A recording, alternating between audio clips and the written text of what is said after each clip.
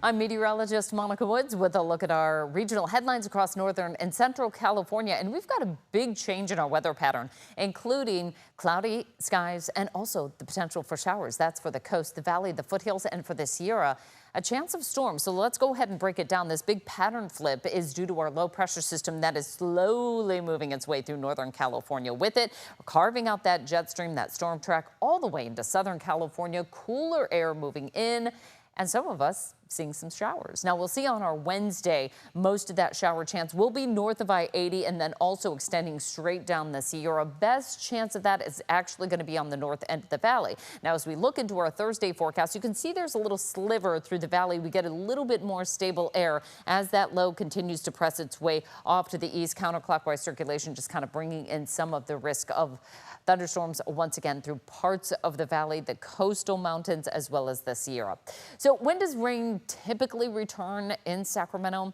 October 25th is when we pick up about 1/4 of an inch of rain or more. That's the average first day that we see that after a prolonged period of dry weather that typically ends right about March into April. Average first day of rain totaling over an inch. We have to wait until December 16th. Again, those are just averages, but that kind of puts some perspective into when we really start to see the rainy season begin. In October, we typically see less than an inch of rain for the entire month.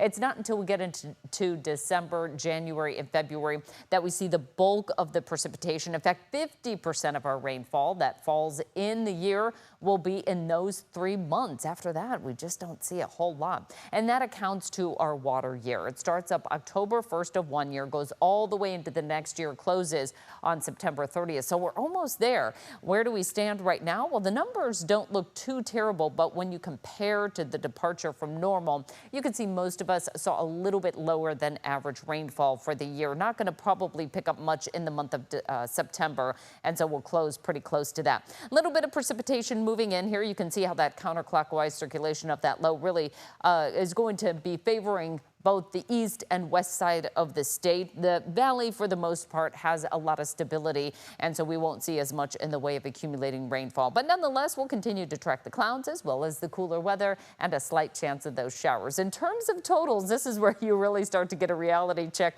Only about 1/4 of an inch for Redding, Ukiah about 1/2 an inch, and South Lake Tahoe about 1/4 of an inch as well. All right, looking at the numbers here, highs only in the upper 50s for the Tahoe Basin, 70s down low. As we move our way southward, we're in the 60s for Yosemite. Even inland valley areas only hitting highs in the low 80s, about 10 to 15 degrees below average. 60s and 70s along the coast here. As we move inland, again, we'll be in the 80s, and the North Bay community will be seeing highs in the 70s. 60s for Half Moon Bay and Pacifica. Once we move inland, highs only in the 70s. Again, a pretty uniform temperature pattern here across northern and central California. Coast side, we're in the 60s and 70s, and we'll take that all the way inland. Lassen National Park only up to 54 degrees. So yes, we are talking snow level at about 10,000 feet. Not much of us are going to see any snow, but kind of nice to see where that snow line is going to be.